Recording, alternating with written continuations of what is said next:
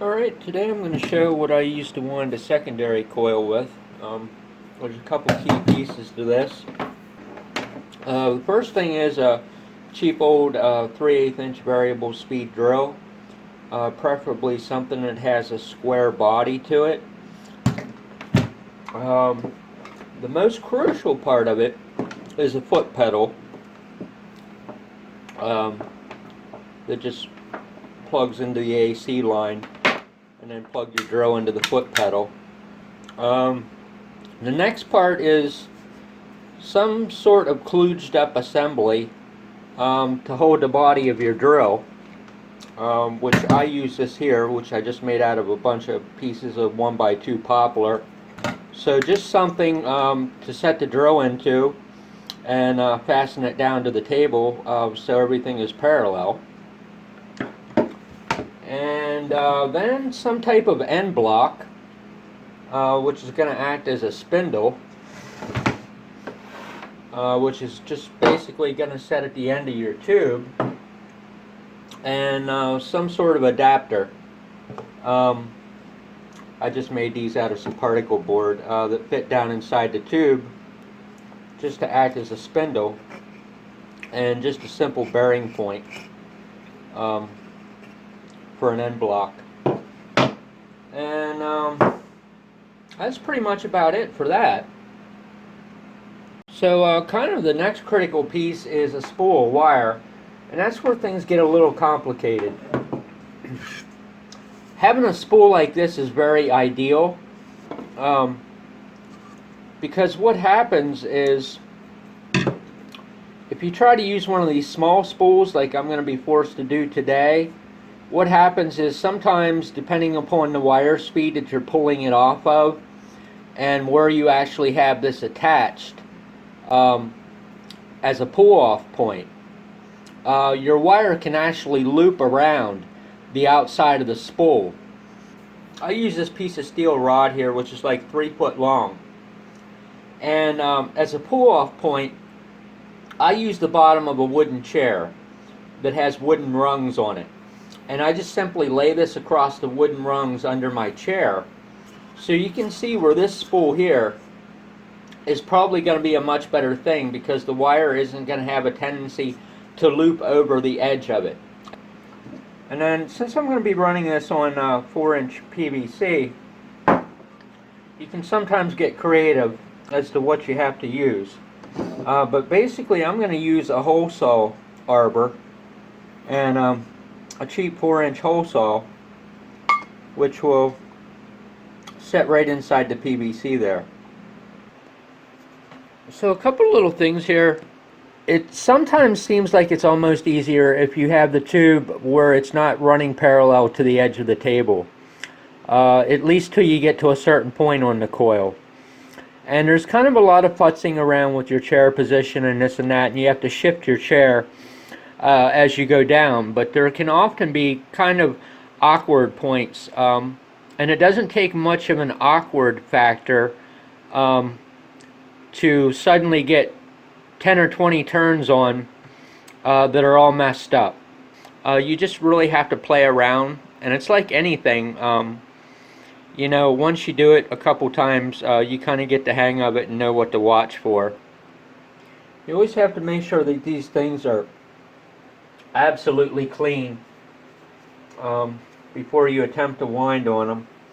And that's sometimes an issue too, because of the nature of PVC. It likes to attract things, so you can end up with little tiny pieces on here after a while, and you don't even really know where they came from or at what point they got there. The last time I'm thinking that I cleaned one of these down, I think I used acetone, and then after I did that, I thought, oh my, I probably shouldn't have done this, because the acetone will actually soften the PVC, and that can cause some problems with pulling wire onto it. Now the last critical piece here is the crucial tie wrap, which is going to determine how on the drill is during the foot pedal. So you just have to hit the foot pedal for a while and slowly crank the tie wrap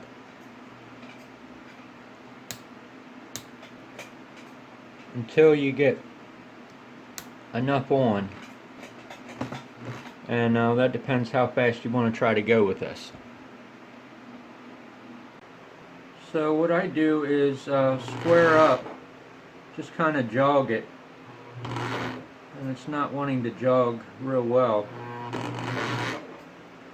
So I get a couple turns squared up on here.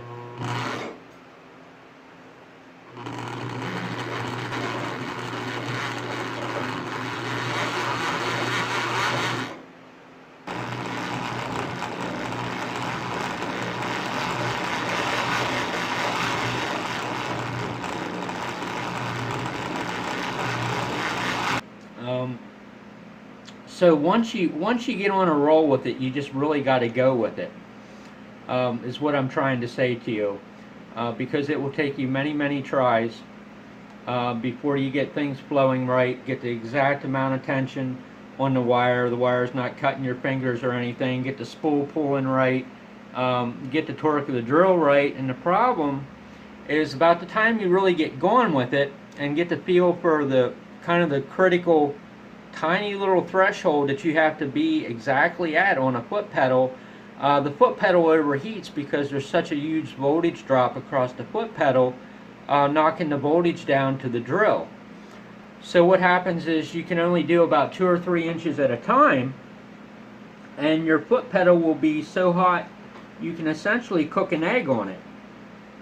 And actually I'm past cooking an egg on this one. As things heat up and cool down,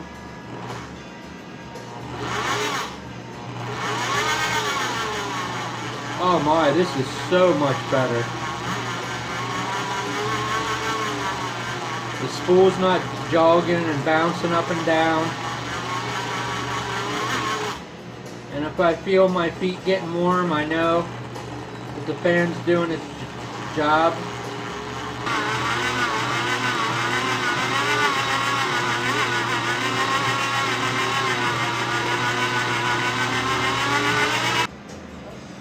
I like to think that I'm getting a little bit smarter here as I go along.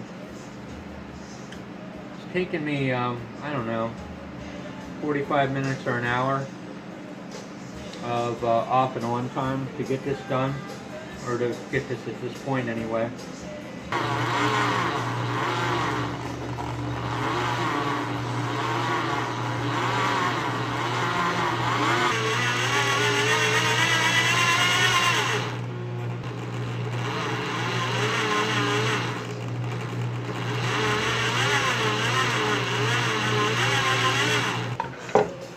So what I'm experiencing here today is a real lack of ability to control this motor speed.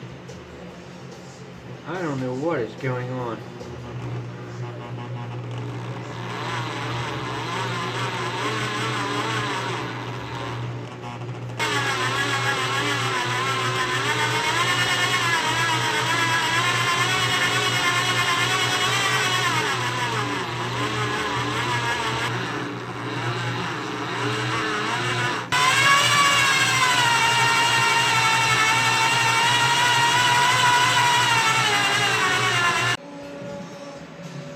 So after pretty much a full day of blood, sweat, and tears, I now have a new secondary coil wound, and a very valuable lesson: don't ever put 20-pound sheets of plastic above your Tesla coil.